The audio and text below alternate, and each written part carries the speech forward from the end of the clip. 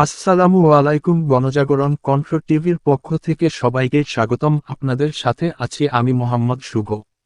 দিনাজপুরের স্বল্প দূরত্বে চলছে ট্রেন, স্টেশনে কড়া নিরাপত্তা। কোটা সংস্কার আন্দোলন ঘিরে সহিংসতার জেরে কারফিউ এবং বর্তমান পরিস্থিতিতে স্বল্প দূরত্বে ট্রেন চলাচল শুরু হয়েছে।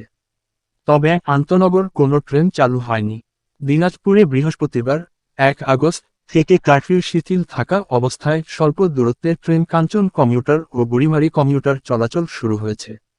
পার্বতীপুর রেলওয়ে জংশন থেকে ছেড়ে আসা কাঞ্চন কমিউটার সকাল 9টায় ও বুড়িমারি কমিউটার ট্রেন সকাল 9:30টায় দিনাজপুর রেলওয়ে স্টেশন অতিক্রম করে পঞ্চগড় স্টেশনের উদ্দেশ্যে ছেড়ে গেছে।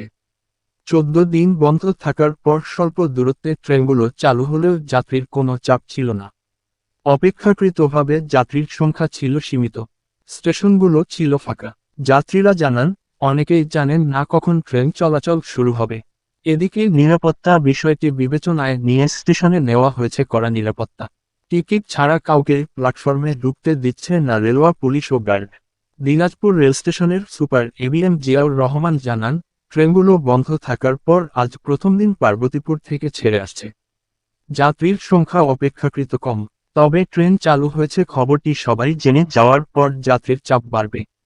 ট্রেন দুটি নিরাপদে দিনাজপুর স্টেশনে এসে পৌঁছায় এবং যাত্রাবিরতি করে যাত্রী নামার পর আবারও দিনাজপুর স্টেশন ছেড়ে পঞ্চগড় অভিমুখে ছেড়ে গেছে।